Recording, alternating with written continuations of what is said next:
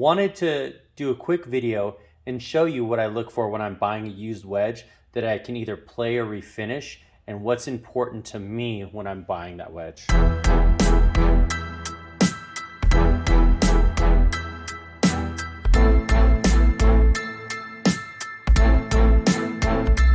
Okay, so here's a wedge I just picked up for about 10 bucks on eBay. Now, what I look for are three things on this. So first thing I'm looking at with the wedge, and I'm looking at the pictures, and I'll show you clips of the pictures right here,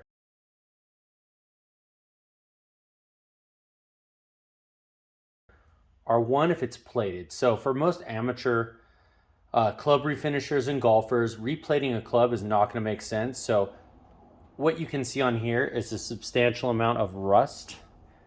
That is going to be a non-plated club. So that's one thing to look for. You'll look for raw finishes, oil can finishes, things like that where there's no chrome or nickel plating and so on, because that's going to be another layer you're going to have to remove and work with.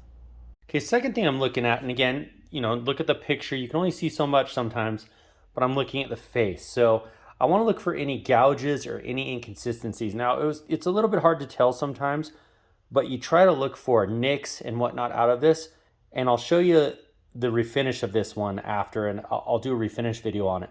But right now, this face is in very good condition and has very solid grooves, so a little cleanup of this, and it'll be good to go. So looking for any big chunks or huge wear spots in the face.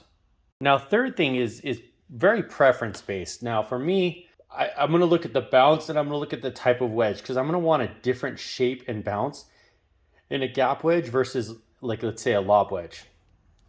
Now this bounce is very effective. I use a gap wedge primarily for full shots, and all I would really do with this one is maybe just square this a little bit right here, have a little square front on it. It's just a preference on how I like to do it. But one thing about bounce I'll say is you can always take away bounce, but you can't really add it to a club. So you always want to, if you want something with lower bounce, this is a 52-degree wedge with 11 degrees of bounce.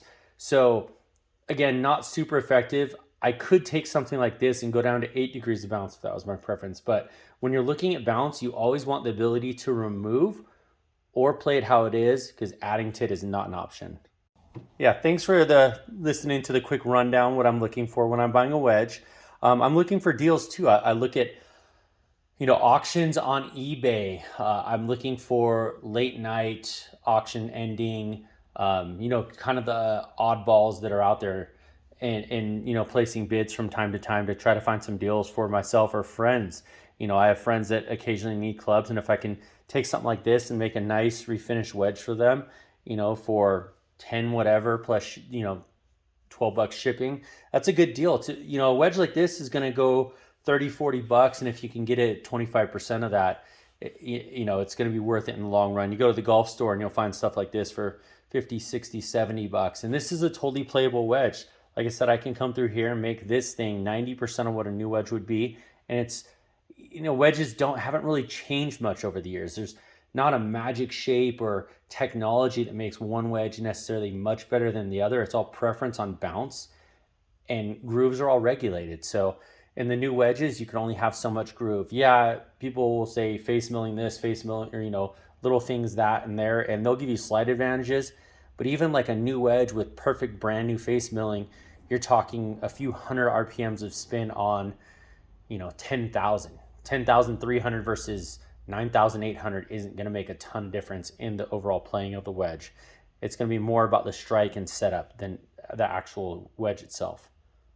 So again, look for opportunities, look at the face, look at the finish on it. Is it plated or not?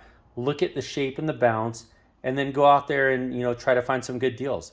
I will have a follow-up video in the future on this. I will refinish this one and make it look close to new, so watch for that.